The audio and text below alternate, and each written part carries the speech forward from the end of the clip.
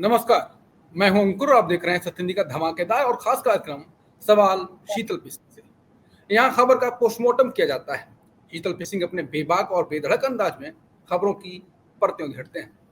भारत और पाकिस्तान के बीच चल रहे तनाव में एक बार फिर वैश्विक सुर्खियां मटोरी हैं और इस बार केंद्र में है भारतीय वायुसेना के रफाल लड़ाकू विमानों की भूमिका। पाकिस्तान ने दावा किया है कि उसने अपने चीनी निर्मित J-10C जेट से 3 रफाल विमानों सहित 5 भारतीय विमानों को मार गिराया। एक फ्रांसीसी खुफिया अधिकारी ने CNN को पुष्टि की कि कम से कम एक रफाल मारा गया, जबकि वॉशिंगटन पोस्ट ने भी जम्मू कश्मीर में रफाल और मिराज 2000 के मलबे की तस्वीरों का दावा किया। हालांकि भारत ने इन नुकसानों की आधिकारिक पुष्टि नहीं की है। इन दावों ने रफाल की युद्ध क्षमता पर सवाल खड़े कर दिए। दूसरी ओर फ्रांस का सरकारी मीडिया चीन के हथियारों को उसकी बढ़िया बता रहा है, तारीफ कर रहा है, जबकि अमेरिकी मीडिया रफाल की आलोचना भी कर रहा है। और इससे पहले उपराष्ट्रपति JD वेंस ने भारत से F-35 लेने का आग्रह भी किया था जब वो भारत के दौरे पर आए थे। ऐसी रिपोर्ट्स आई थी। ऐसे में सवाल उठता है कि क्या अमेरिका भारत पर अपने F-35 फाइटर जेट्स थोपना चाहता है, भिड़ना चाहता है, और इसके पीछे क्या है, उसकी रणनीति क्या है? क्या रफाल के खिलाफ चलाए जा रहे गेम के पीछे भी एक गेम है? इस मुद्दे पर गहराई से चर्चा करने के लिए हमारे साथ हैं मौजूद वरिष्ठ पत्रकार शीतल फिशिंग, और वो इस पूरे विवाद की या पूरी खबर की सच्चाई बताएंगे। शीतल सर, ये क्या चल रहा है कि रफाल की आलोचना और अमेरिका का F-35? धन्यवाद अंकुर, ये विषय बहुत जरूरी था और तुमने अच्छा किया कि ये सब्जेक्ट रखा। देखिए, शुरू में तो ऐसा लग रहा था कि रफाल गिर गया है भारत में और उसको लेके जनरल खबरें आ रही हैं। ये खबरें आई, दुनिया भर से आई, लेकिन अब उन खबरों के छिद्रान्वेषण से ये पता लगता है कि अगर गिरा भी है, एक रफाल के बारे में इस तरह की बात आ रही है, लेकिन बहुत सारी बातें नहीं आई हैं। तो इसके साथ साथ इसमें ये काम शुरू हो गया है कि भारत को F-35 पहना दिया जाए, भारत को F-35 लेने पर मजबूर कर दिया जाए या उससे खरीदवा लिया जाए। ट्रंप प्रशासन की ये कोशिश अब नजर आने लगी है। आप जानते हैं, जब हमारे प्रधानमंत्री जी मिलने गए थे तभी ट्रंप साहब ने ये कह दिया था। F-35 एक ऐसा जहाज है जिसके बारे में एलन मस्क कह चुके हैं कि ये कूड़ा है। कूड़ा उसको इसलिए नहीं कहा गया कि उसको टेक्नोलॉजिकली वो कूड़ा है। कूड़ा उसका जो एक कंपोजिट, उसका जो स्ट्रक्चर है, कितने का है, मेंटेनेंस कॉस्ट कितनी है और वो क्या क्या कर सकता है, ये सब चीजें जब मिला के देखी जाती है, उसकी कीमत तो बहुत ज्यादा एग्जॉर्बिटेंट कीमत है। दुनिया में उसको खरीदार नहीं मिल रहे हैं। जिन कुछ लोगों के पास वो है या जिनके पास गया या जिन्होंने खरीदने की कोशिश की है, उनकी राय बड़ी अजीब है। तुर्की में रिटायर्ड वायुसेना अध्यक्ष ने कहा, ये ऑन रिकॉर्ड है, मैंने इस कार्यक्रम से पहले गूगल किया, उन्होंने कहा कि साहब एक F-35 पालने का मतलब है कि 1.3 ट्रिलियन के कागज पे दस्तखत कर देना। उसके लाइफ साइकिल में उसकी कीमत 1 ट्रिलियन और 1.3 ट्रिलियन चली जाएगी। तो उन्होंने कहा कि ये मतलब समझ से परे है। अच्छा, बात जिनके खिलाफ हो रही है वो कौन है उसके सामने? एडवर्सरी कौन है? Su-57 रूसियों का, ये उसका एडवर्सरी माना जाता है। Su-57 की पूरे लाइफ साइकिल की जो कॉस्ट है और वैसे भी जो कॉस्ट है वो इसकी 1/3 के आसपास पहुंचती है। मेंटेनेंस कॉस्ट वगैरह बहुत कम है रूसी विमानों की। चाइना ने जो J-20 बनाया है इन सबको मुकाबला करने के लिए, अभी ठीक है उसका कोई फील्ड टेस्ट वगैरह नहीं हुआ है, लेकिन उसकी कॉस्ट तो S-57 से भी कम है, सुखोई पे Su-57 से भी कम है। तो अब अगर जो भी खरीदार होगा, और भारत जैसे देश में जिसकी आर्थिक स्थिति ऐसी नहीं है कि वो इतने बड़े सौदों में फंस जाए और उसके बाद उनको उसके लिए मेंटेनेंस वगैरह में फिर इन पर निर्भर रहे, क्योंकि ये विदेशी कंपनियां जो हैं इस तरह के हथियारों के बहुत सारे लाइसेंस और बहुत सारी जरूरी चीजें अपने हाथ में रखती हैं। आप जब इनको खरीदते तो इनके साथ इनके सपोर्टिव सब चीजें आपको खरीदनी पड़ती हैं। मिसाइल भी आपको इनके पसंद की लेनी पड़ेगी, उसके लिए सीक्रेसी के जो इक्विपमेंट्स होते हैं ये अपने कब्जे में रखते हैं। तो ये सब कई कारण है जिससे इन सौदे में फंसने का मतलब अपने लिए फांसी का फंदा तैयार करना होता है। ऐसा अब लगने लगा है कि इस घटना से अमेरिका की जो योजना है SU-35 को भारत को पहनाने की, क्योंकि देखिए भारत दुनिया का सबसे बड़ा हथियार आयातक है आज तक, और कम से कम लड़ाकू जहाजों के मामले में हमने तेजस बना लिया है, लेकिन अभी वो उस सीमा पे नहीं है कि हमारी वो आपूर्ति कर सके जिन जगहों की हमें आपूर्ति की जरूरत है। जो चौथे पांचवें जनरेशन के और पांचवें छठवें जनरेशन के जहाज हैं, लड़ाकू जहाज, उस सीमा में वो नहीं आता। अच्छा, ट्रंप प्रशासन की ये हमेशा पिछले दौर में भी हमने देखा, उसके कुछ रेफरेंस मैंने नोट किए, मैं बताऊंगा। वो जब भी, यहां तो मोदी जी गले उनसे मिलते हैं, लेकिन गले मिलने पे हमेशा वो गले पड़ जाते हैं। 2007 से 2020 तक भारत ने कुल 25 बिलियन के हथियार खरीदे थे। इसमें से 20 बिलियन के आसपास ट्रंप साहब के जमाने में खरीदने पड़े थे हमें। ये बहुत जरूरी है जानना।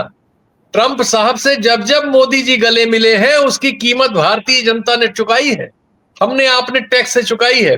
कुछ रेफरेंसेस मैं दे रहा हूं जो मैंने नोट किए।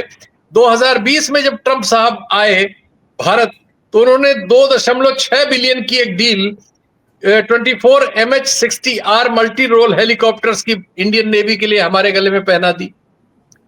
फिर वो 2016 में भारत ने एक साइन किया था AH-64E अपाचे हेलीकॉप्टर्स का, 22 अटैक हेलीकॉप्टर्स के लिए, और इसमें एक समय सीमा थी, लेकिन ट्रंप साहब ने पुश करके 2019 में ये भारत में पहना दिया। ये भी ठीक है, हमने पहले इसकी चॉइस हमारी रक्षा सेवाओं ने की थी, लेकिन जितनी थी संख्या बढ़ गई और कीमत भी बढ़ गई, और 19 में ही ये पहना दी गई।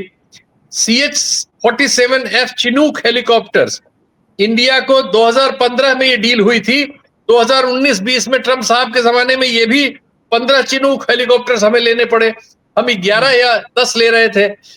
इसके बाद multi time petrol aircraft P-81 Poseidon, ये जो है P-81 मैरीटाइम पेट्रोल एयरक्राफ्ट है, ये भी हमें 2017 में इसको लेना पड़ा, डिलीवरी इनकी हुई उसी दौरान।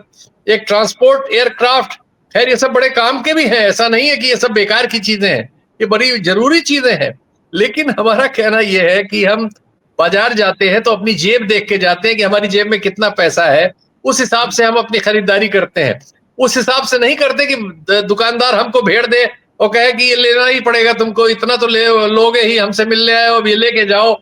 ये जो स्थिति ट्रंप प्रशासन करता है, ये बड़ी कठिनाई वाली है, और भारत के गले वो F-35 पहना देना चाहते हैं, ऐसा लग रहा है।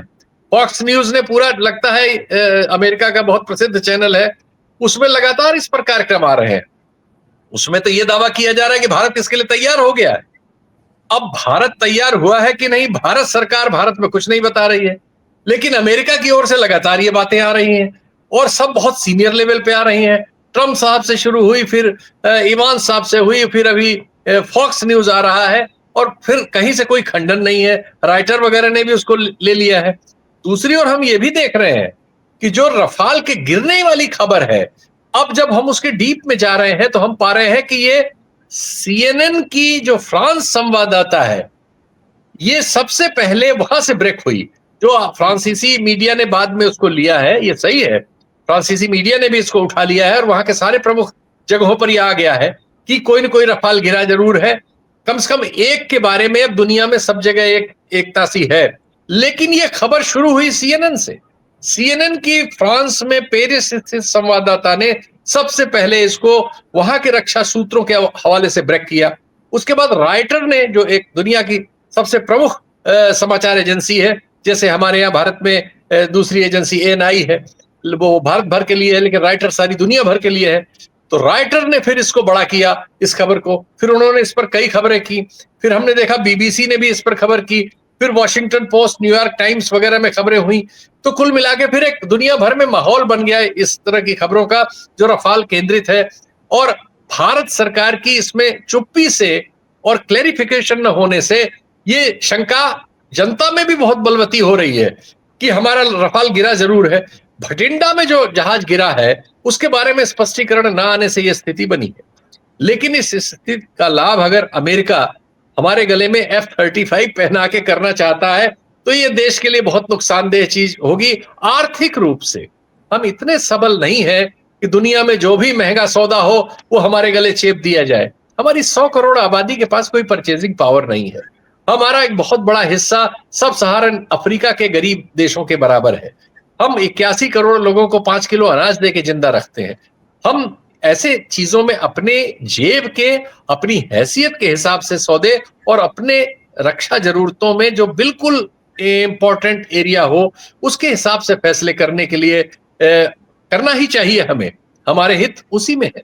लेकिन ऐसा लग रहा है कि हमें F-35 रफाल के बहाने गले में पहनाने की कोशिश अमेरिकी प्रशासन की ओर से हो रही है और उनके ये दावे बहुत भयानक हैं, जिसमें वो ये कह रहे हैं कि भारत सरकार इसके लिए तैयार हो गई है और भारत सरकार कुछ बोल नहीं रही है। तो ये जो स्थिति है ये बहुत ही अजीबोगरीब है। तुम्हारा कोई और सवाल हो तो बताओ, तुम्हारे कार्यक्रम की एक सीमा होती है। आखिरी सवाल, हाँ कार्यक्रम लगभग खत्म हो जाएगा, मैं चाहता हूँ संक्षिप्त में उसके जवाब दें। जैसे कि रफाल जब इन्होंने लिया था, महंगे दामों पर खरीदा था, तो विपक्ष ने बहुत ही आरोप लगाए, राहुल गांधी ने पूरे चुनाव रैलियां करी, पूरा एक माहौल बनाया, कोई फर्क नहीं पड़ा, रफाल आया। वैसे क्या F-35 के खिलाफ ये बच जाएंगे जैसे रफाल पे बचे? देखो भाई, इस समय मोदी जी की सरकार के पास ये सामर्थ्य तो है कि वो जो चाहे वो इस देश की जनता से मनवा लेते हैं। अगर आज वो नहीं बोल रहे हैं और कल बोलने लगेंगे तो उनके पास एक इकोसिस्टम है जिसका पूरे मीडिया पर कब्जा है, सोशल मीडिया पर कब्जा है, एजेंसियों पर कब्जा है, इन्फ्लुएंसर्स पर कब्जा है, व्हाट्सएप के 32 लाख ग्रुप्स पर कब्जा है, जैसा कि अमित शाह जी कहते हैं। तो इसके बाद वो जो चाहते हैं उस चीज को इस देश से मनवाते अभी तक चले आ रहे हैं।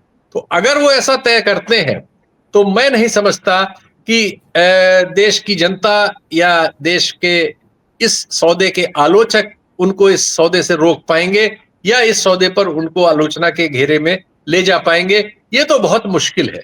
लेकिन ये भी सही है कि जो सच्चाई है वो बहुत सारे प्लेटफॉर्म्स पर तो आएगी ही, उसमें जो आलोचना के अंश हैं वो प्रकट होंगे ही। और ये और बात है कि उसको रोक दिया जाए और फैसले तो जैसे वो चाहे जाते हैं वैसे हुए। राफेल के मामले में ही कहाँ कुछ सामने आ पाया, सुप्रीम कोर्ट तक जाने के बाद भी सब चीजें जहां की तहां रह गई। तो वो सब अलग चीज है कि अगर ऐसा सौदा हो गया तो सरकार को कोई कठिनाई होगी कि नहीं, उस पर तो मुझे कोई यकीन नहीं कि सरकार को कोई कठिनाई हो पाएगी। अभी जो उनका हमारे सूचना प्रवाह पर जिस तरह का कब्जा है उसमें वो कोई भी चीज भारतीय अवाम के गले पहना सकते हैं, मुझे तो ऐसा लगता है। बिल्कुल, तो मोदी जी को कोई नुकसान तो नहीं होगा राजनीतिक तौर पर, जैसा कि शीतल जी ने कहा, लेकिन जिसको कबाड़ कह चुके हैं एलन मस्क और बाकी अमेरिकन लोग भी, वो कबाड़ भारत को थोपा जा रहा है, ऐसी रिपोर्ट्स आ रही हैं। अगर थोपा गया तो भारत क्या उसको, जैसा कि अभी संकेत जैसा कि शीतल सर ने कहा कि ऐसा लग रहा है कि भारत सरकार उसको लेने वाली है। अब लेगी तो उसके बाद क्या माहौल बनेगा, क्या हलचल मचेगी, वो भी देखा जाएगा। नमस्कार।